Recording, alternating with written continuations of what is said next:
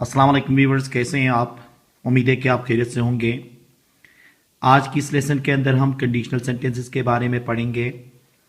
Conditional sentences कैसे इस्तेमाल होते हैं, इसके कितने काइंड्स हैं और ये कब इस्तेमाल होते हैं, इसको हम तफसीलन पढ़ लेते हैं। वो तमाम व्यूअर्स जिन्होंने अभी तक चैनल सब्सक्राइब नहीं किया है, आप चैनल सब्सक्राइब करके हमारे एकेडमी का हिस्सा बन जाएं, ताकि आपको ग्रामर के रिलेटेड हर लेक्चर आसानी से मिल सकें। तो आइए शुरू करते हैं। टाइप्स ऑफ कंडीशनल सेंटेंसेस देखें। कंडीशनल सेंटेंसेस के कितने अकसाम होते हैं? 4 अकसाम हैं। There are 4 basic types of conditional sentences in English. पहला है जीरो कंडीशनल, इसको टाइप जीरो भी कहते हैं। दूसरा है फर्स्ट कंडीशन, जिसको टाइप 1 कहते हैं। तीसरा है सेकंड कंडीशनल, वो है टाइप 2। और चौथा है थर्ड कंडीशनल, ये कहलाता है टाइप 3। अब इनको हम क्या करेंगे, तफसीलन एक एक करके डिस्कस कर लेते हैं। सबसे पहले जीरो कंडीशनल का भी इस्तेमाल होता है, इसको टाइप जीरो भी कहते हैं। देखें, the zero conditional is used for actual facts, scientific events, things which are always true. मतलब ये उन चीज़ों के लिए इस्तेमाल करते हैं जो कि फैक्ट्स होते हैं, हकाइक होते हैं, ठीक है। और हकाइक भी आपको पता है कि वो साइंटिफिक होते हैं, ठीक है। तमाम टाइम के लिए वो हमेशा क्या होते हैं, ट्रू होते हैं। और इसका फॉर्मेट कुछ ऐसा होता है, देखें इसका पैटर्न। इफ के बाद ये वाला जो कोमे से आगे ये वाला हिस्सा है, इसको इफ क्लास कहते हैं, और यहां से कोमे के बाद वाले को मेन क्लास कहते हैं। अब दोनों क्लासेस में क्या होगा, प्रेजेंट सिंपल इस्तेमाल हो रहा है। देखें, यहां पे भी प्रेजेंट सिंपल, यहां पे भी प्रेजेंट सिंपल। कोमे से पहले इफ के साथ भी प्रेजेंट सिंपल, कोमे के बाद भी हमने प्रेजेंट सिंपल इस्तेमाल करना है। जैसे कि if V fridge water it turns into ice. देखें, अगर हम पानी को जमा देते हैं तो वो आइस बन जाता है। देखें ना, ये तो एक फैक्ट है, ये साइंस ने भी प्रूव किया हुआ है, साइंटिफिक फैक्ट है कि जब हम पानी को बहुत ज़्यादा ठंडा करते हैं तो वो आइस में तब्दील हो जाता है। देखें, यहाँ इफ के बाद भी प्रेजेंट सिंपल है, यहाँ से आगे भी प्रेजेंट सिंपल है। इसी तरह देखें, if I am late for school teacher punish me. अगर मुझे स्कूल के लिए देर होती है तो उस्ताद मुझे सजा देता है। तो ये भी क्या है, एक फैक्ट है। If I tell a lie mother scolds me. अगर मैं झूठ बोलता हूं तो अम्मी मुझे डांटती है। ये भी क्या है, एक हकीकत है।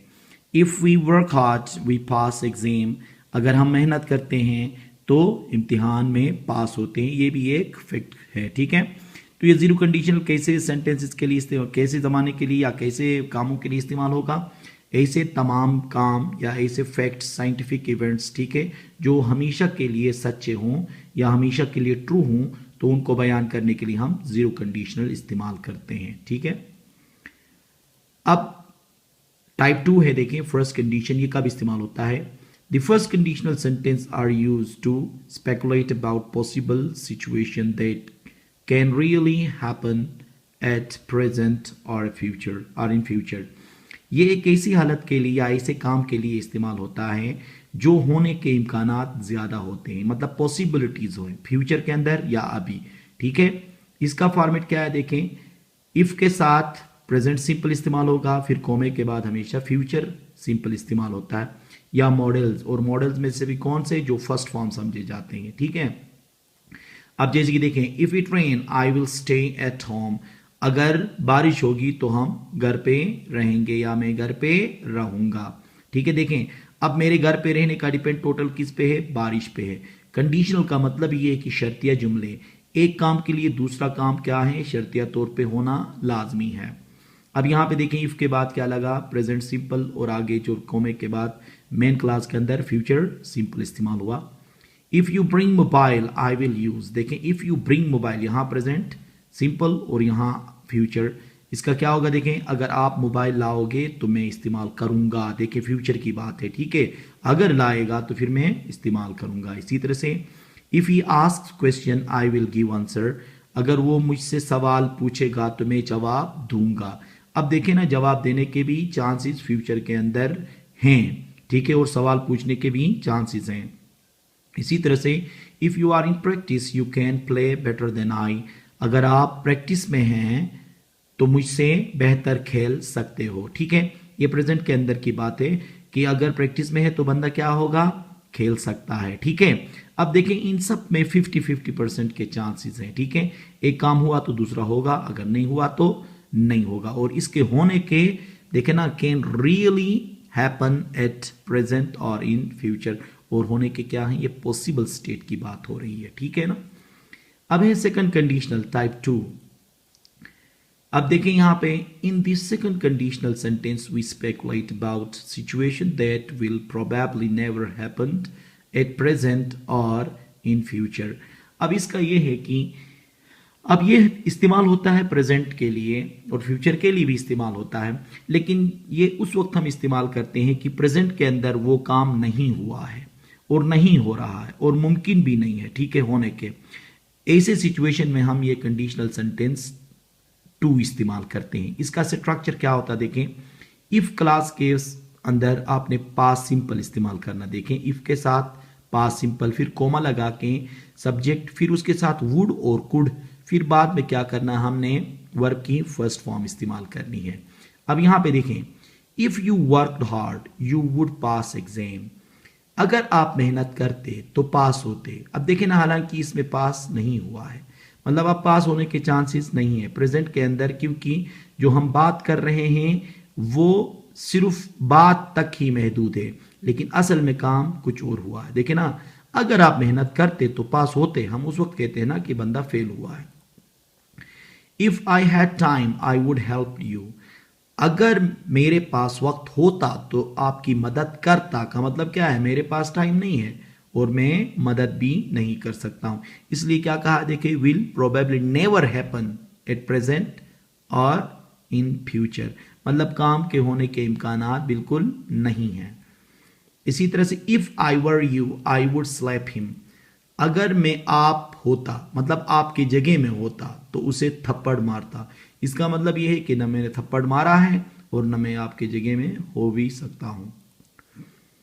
If I had money I could bye a mobile. अगर मेरे पास पैसे होते तो मैं मोबाइल खरीदता या खरीद सकता।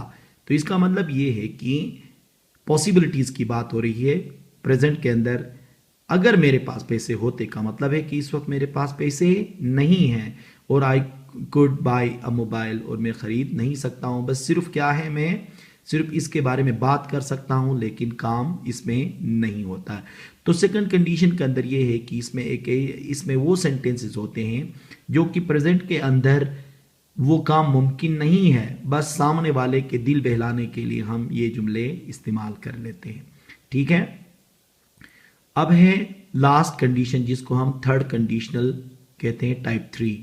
अब ये कब इस्तेमाल होता है देखें, the conditional sentence type 3 is used to talk about thing which did not happen in the past और इमेजिनरी सिचुएशन इन पास्ट। हम ये जो सेंटेंसेस हैं उनके लिए इस्तेमाल करते हैं माजी में ऐसे काम जो नहीं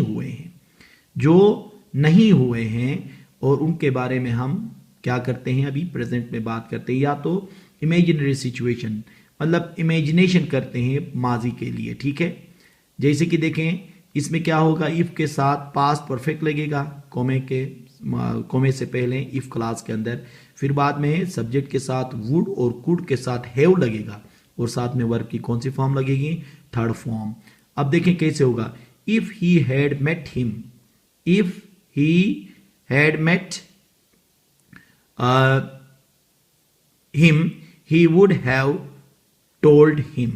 देखें ये दो लोग हैं, अगर यहां पे देखें इसकी जगह में आप ऐसा कर लें कि जहां पे हिम है वहां पे अगर मैं का अगर आप इस्तेमाल कर लेंगे तो क्या होगा, अगर वो मुझसे मिला होता तो मैं उसे बताता।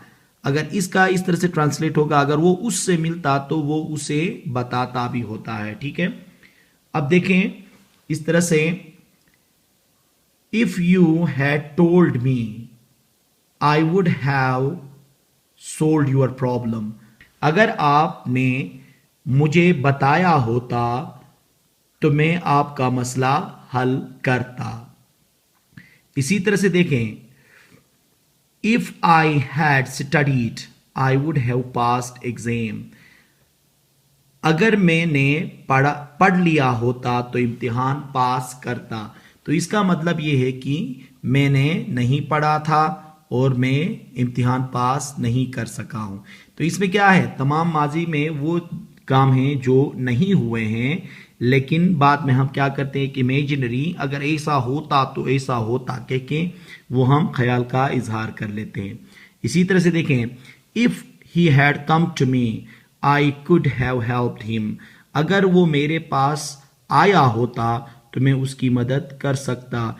इसका मतलब ये है कि न वो आपके पास न मेरे पास आया था और न मैंने उसकी मदद की है।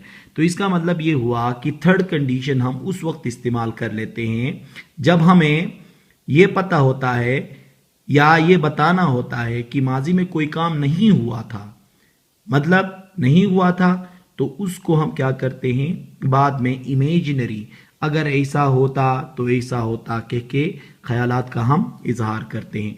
तो ये हो गए कंडीशनल सेंटेंसेस। इन कंडीशनल सेंटेंसेस के अंदर आपने देखा होगा कि दो सेंटेंसेस का होना लाजमी है। एक सेंटेंस क्या करता है, दूसरे सेंटेंस पे डिपेंड करता है। मतलब ये शर्तिया जुमले हैं कि एक चीज के लिए एक चीज का होना लाजमी है। तो उम्मीद है कि आज का ये लेक्चर आपके समझ में आया होगा। Thank you very much.